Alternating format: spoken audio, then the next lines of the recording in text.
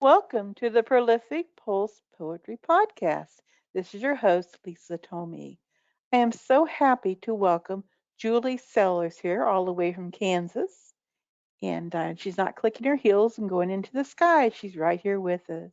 So, welcome, Julie. Thank you so much. It's a pleasure to be here. It's a pleasure to have you here. Can you tell us a little bit about yourself? Well, I am a Kansas native. I was born and raised in the Flint Hills region of Kansas. I grew up on a farm that had been in the family for several generations. And I always tell people that that experience is what led me to my current career, even though it doesn't seem like it. I am a full-time Spanish professor at Benedictine College.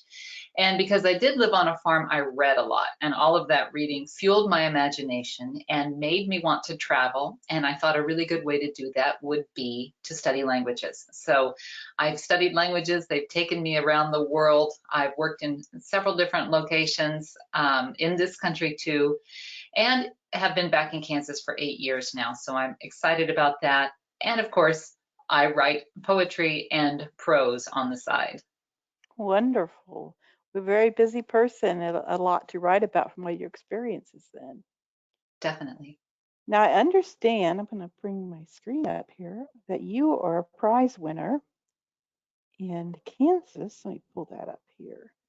It is the Kansas Authors Club Writer of the Year for Poetry and Prose. Well, you were the prose winner for Yes. 2020? Yes, I was. Wow. Well, congratulations. Thank That's you. quite the honor. It Wow. really is. I was very honored with that. Yeah. And so now you've written your book, and Yes. it's based on Anne of Green Gables. Is that right? Yes. The title is Kindred Verse, Poems Inspired by Anne of Green Gables, and it was published by Cedar Press, also here in Kansas. Okay. Well, you're just keeping it all right there in Kansas. That's great. And here's the cover of the book. I'm showing the audience. It's beautiful, beautiful cover picture. Can you tell us about that? Somebody put a lot of tender loving care into this cover. Yes, they did. That was my coworker here at Benedictine College in Atchison, Kansas. So I took all of the pictures in the book, and this is actually the room that is designated as Anne's room at Green Gables in Cavendish, Prince Edward Island, Canada. And I've been twice. This picture I took 3 years ago. I was at a conference, and it does look really great, but part of the reason it looks really great is because my coworker, Professor Jay Wallace, put a lot of time into it. You can see that there's light coming in the window there. You actually couldn't Yes. see the lamp in the window. And anyone who has read Anne of Green Gables and loves Anne of Green Gables might remember that Anne and her bosom friend Diana send each other messages by flashing the light at the window. And so he Yes. was able to work with that and get that light to show. So that is one small aspect of that cover. He put a lot of really great ideas into helping me design this book. So it's beautiful, also visually. Yes. Well, I happen to be a big fan of Anne, so I was really excited to hear that you were going to be on the podcast. And I would love if you could maybe share with us one of your poems. Certainly. I'm going to share one that I think will speak to a lot of people. And I have friends around the globe who've read this, and also people I don't know super well who've told me they read this and it made them cry. So I Oh, think that's a good place to start. The title is Kindred Spirits. You are there, though I have never met you, heart beating in time with mine. We meet along the red dirt roads in Lover's Lane, among the blossoms of Violet Vale, and share a prickly thrill in the shadows of the haunted wood. We dream of a bosom friend, puffed sleeves, winning the Avery, a Matthew's faith in us, and a Gilbert's devotion. Anne dreamed us all into being, this community of like-minded souls. And you are there, waiting to be discovered, around the bend in the road, across the miles and years, with the turning of the page. yeah. I can see why that would bring people to tears. It's beautiful, absolutely beautiful. Thank you. Oh, how long did it take you to write this? It was kind of an on again, off again project. I remember I remember when it started 2 years ago. I had decided during the summer, because of course, as a college professor, we always really think about what we're going to do in the summer. I had decided I was going to write a poem a day, kind of starting late June, continuing all the way through July and up until the start of classes in August. And I used to subscribe to something that Submittable, which is an online submission platform, would send out called the Sub Mishmash. And I saw a call, it was a kind of a contest, I think, for poetry about far sickness. And far sickness is that longing for a distant place. And sometimes it's a place you've never been. And I thought, what could I write about? And of course, the first place that came to mind was Green Gables. And I wrote that poem. It didn't win. It wasn't accepted. It went in my Dropbox on my computer.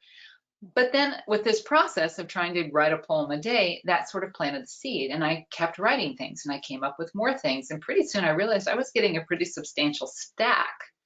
And I have to admit, I would love to say that I dashed it off and the first place I sent it said, this is brilliant, and published it, but they didn't. And so I kind of kept adding to it and I sat on it for a while. And last October, actually at that same convention, the Kansas Authors Club convention, where they announced I was the Prose Writer of the Year, we did a read around on the Friday night to kind of kick off that convention. And the owners of Cedar Press were there, and they really liked one of the poems that I'd read, and it was from that collection. And so they contacted me afterwards and said, are you working on something? And I threw out the idea and they said, yeah, send it to us, send us a proposal. We'll take it to the board and we'll see. And the board unanimously agreed to publish it. So that was in early January. I got that news. I was really excited and we started working. We started working with my colleague, Professor Jay Wallace, to work on the design, and we launched it on June 15th. That's pretty amazing. That really is. Yeah. You know, that's a lot of work and a lot of time you put into it. And wow, and the name of the press even sounds like it's a fitting press name for the book. It just Yes. has that certain nostalgic sound to it. And they are fantastic. They pay great attention to detail, and the works that they publish really, because they aren't huge and publishing thousands, you can really tell they've put the thought into it, they've put the time into it, and it's definitely an honor to be one of Blue Cedar's authors now. Well, that's great. Well, congratulations for that. That's Thank no small matter for sure to be published by press. That's pretty amazing. That's wonderful. So, do you have another poem for us? Oh, I have so many. I'm trying to decide. I'm going to read a prose poem, Okay. just for a little variety. This one is called On Cavendish Beach. All right. The song of the sea is salty in its mournful ebb and flow. The haunting call of gulls on the wind lulls me as I wander barefoot below. And on the dunes, the dry grass rings like chimes upon the breeze. The air is laced with sweet perfume from a nearby wild rose. White waters crash upon the crags and trip along the coast. And I ramble through the somnolent scene, searching, seeking, scouring the shore for a glimpse of the immortal Anne. The waves embrace the paths we write across the years and sands. Lovely. Could kind of imagine experiencing that. So I gotta ask, are you a fan of the Netflix series Anne with an E? It's funny that you asked me that, because a friend of mine emailed me and said, I want an expert opinion. And it's like, well, everybody has their opinion about their favorite shows. I did watch it, and then I had my husband watch it, and we both agreed we enjoyed it. I know that gets very visceral reactions. Some people say, actually, when most people complain about it, what I've seen online, they're complaining about Anne with an E on Netflix compared to the 1980s Kevin Sullivan production, Ah, the one I grew up with, and they are very different. I enjoyed it. If you can take it as this is a Netflix series, this is what it is. I enjoyed it. I think it may bring some new readers to Anne, because once they see that, they may go back and then read the whole series. And once you've done that, you have really immersed yourself in a world created by an author who knows how to write, who knows how to use language, who knows how to use metaphor Right. and imagery. And I think that's super important. Even if they don't, if they enjoy it, that's fine. My favorite's always going to be, if I watch something, it's going to be the 1980s Kevin Sullivan, because that's what I saw when I was 14 or 15 years old, right after I'd read the book for the first time. And so it has that nostalgic pull. It's the show that I shared with my bosom friend.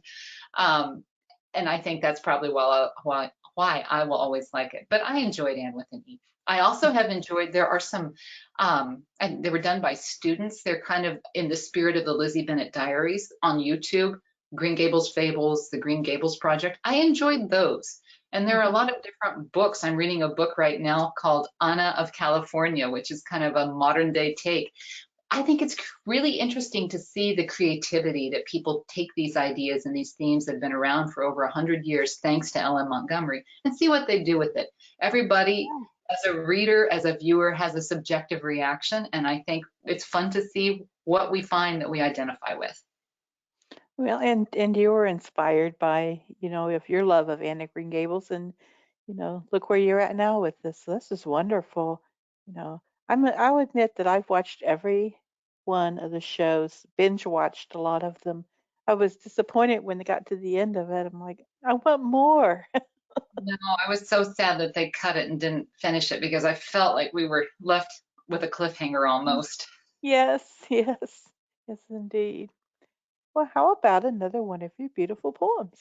I would be glad to. This one is entitled Dream Room. And if I get the right, there we go, Dream Room. And I have a quote from Anne of the Island. This was the idea I had in mind. The quote is this: "She wondered if old dreams could haunt rooms, if something of her, intangible and invisible, yet nonetheless real, did not remain behind like a voiceful memory." And this is my poem, Dream Room. She is there, around some past corner, that wide-eyed dreamer who inhabited this room. Her purply visions populate the slant of light, dancing through the half-closed blind. Her golden aspirations chime in the window's memory of countless summer breezes. Her rosy ambitions linger in the ghostly perfume of the souls of wildflower bouquets. She is yet there, though every concrete inch is desecrated by another. Her spirit still sits at a now absent desk, weaving verses out of airy voices, writing herself indelibly onto the unchanging pages of her eternal space. Wow, that's like Anna's the muse. Mhm. Wow, beautiful, beautiful. We're just getting ready to do a muse series on fine lines, and it made me think of that. I'm like, wow, I need that poem to read for that series. Definitely. And, and I understand that you are doing some different readings. And where would one reach you if they were interested in you doing a reading for them? Oh, I would love to. And of course, we've all become experts in technology. So even if it's around the world, we can definitely make Hmm. that I have a Facebook authors page. It's Julie A. Sellers Author. I could be reached Hmm. there. And I also have a web page, juliasellers.com. And in case Okay. anyone is wondering, the A is for Anne, but sadly without an E. Oh, well, I will include that information in the show notes as well so people know how to reach you. Wonderful. Julie, is there anything that I haven't asked you that you would like to share? Hmm. I think I would just encourage everyone, when asked what my hopes for this book are, I have said, I hope that it encourages everyone to either go back and read Anne if they haven't, or to investigate, to study, to find Anne and get to meet her for the first time. If you've seen the shows, great. Read the book too, just to really wrap yourself in the richness of Montgomery's language. Absolutely. Perfect. Well, thank you so much, Julie. It's been a pleasure to have you on here today. Thank And you. you have a wonderful rest of your day. You too. Thank you.